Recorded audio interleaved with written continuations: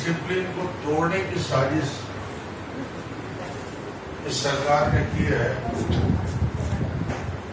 हर दुकान में 500,000 लोगों की भीड़ एक दूसरे के ऊपर, जैसे टॉकीज में टिकट लेते हैं रश होने पे, वैसी दूसरे के ऊपर चढ़ के एक दूसरे से चिपक के, और जिस प्रकार सोशल डिस्टेंसिंग के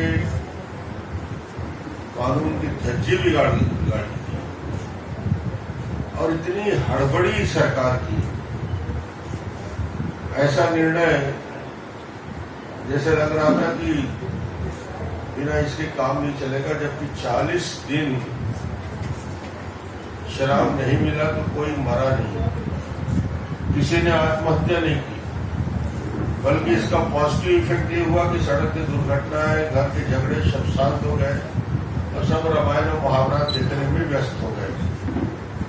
लोग भूल गए नशा पानी, पान पराग, गुटखा, तंबाकू, शराब, गांजा, अफीम।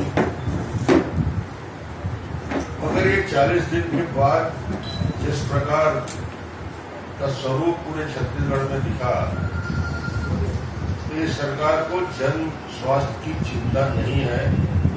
सिर्फ और सिर्फ पैसे के लोभ में, लालच में करोड़ों लोगों के जीवन में से खिलवाड़ कर रही है।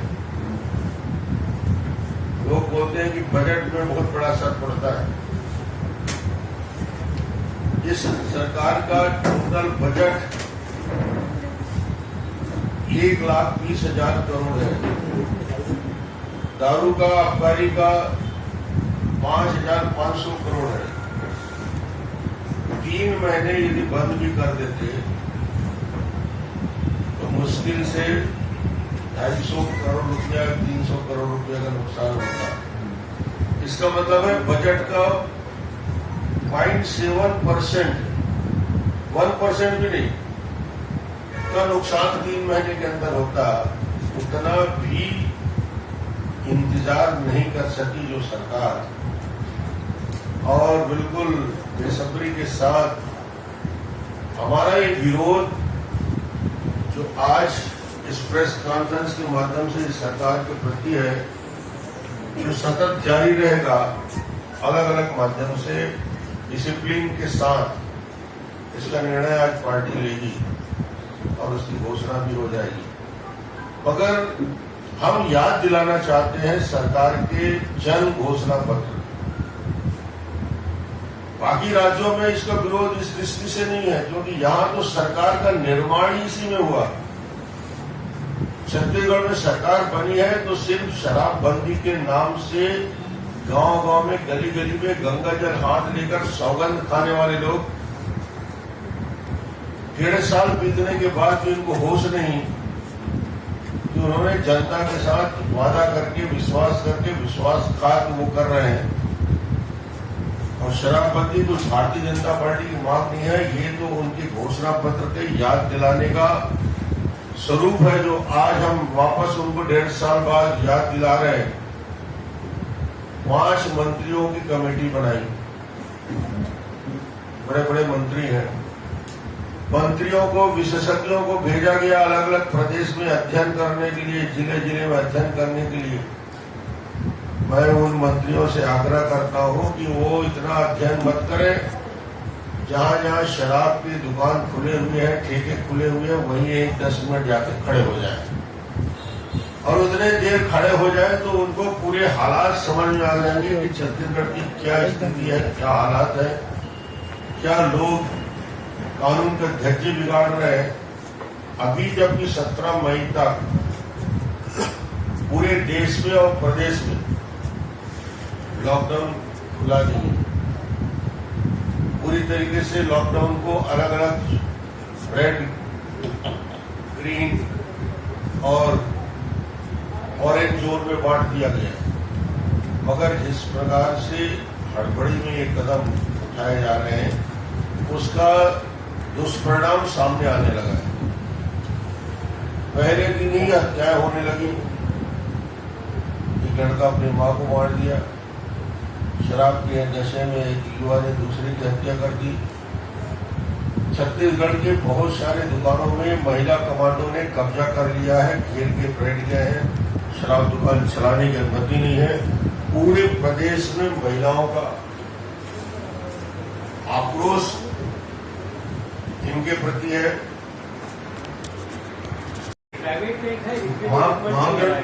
मापदंड को समझिए। मैं ये तो बोल रहा हूँ कि ये असफल रहे हैं, ये कर सकते थे, इंफ्रास्ट्रक्चर है। अगर पीजी लेवल का टेक्नीशियन जो वहां होना चाहिए, परमिशन तब मिलता है गवर्नमेंट ऑफ इंडिया से। जब हम स्कूल किया तो बाकी में परमिशन क्यों नहीं मिलेगा? वो तब मिलता है जब वो सारे नाम 6 नॉर्म्स हैं, उसको डिटेल डिस्कशन करेंगे तो 1 घंटा लगेगा। 6 नॉर्म्स हैं जो कोरोना के टेस्ट के लिए होता है। प्राइवेट भी कर रहे हैं, ऐसा नहीं है कि छत्तीसगढ़ में प्राइवेट इंस्टीट्यूट नहीं कर रहे हैं। गवर्नमेंट इस तरह में नहीं करने में सफल है। डॉक्टर साहब, केंद्र सरकार चाहे तो शराबबंदी कर सकती है क्या? जो शराब दुकानें खुली हैं, अगर केंद्र सरकार चाहे हमें दुकान नहीं खोलना है, सरकार कैसे खोल रहा है? केंद्र सरकार ने कोई चुनाव में घोषणा नहीं किया था कि हम शराबबंदी करेंगे, और शराब का विषय राज्य सरकार के हाथ में है।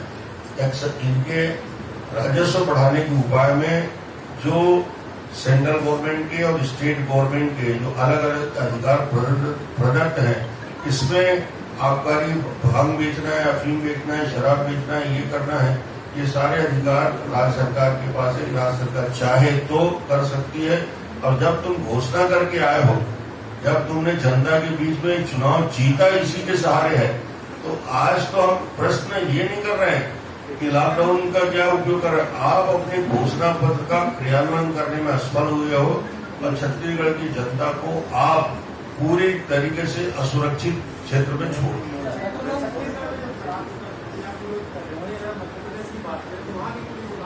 उन्होंने कोई घोषणा नहीं किया था चुनाव में, नहीं चुनाव में घोषणा नहीं किया था इन्होंने। तो हमारा आपत्ति ये है कि जन घोषणा पत्र में गंगा जल लेके राहुल गांधी के सामने, और राहुल गांधी ने कहा था 3 महीने में यदि क्रियान्वयन नहीं होगा तो मुख्यमंत्री बदल दूंगा। हम तो इंतजार कर रहे हैं।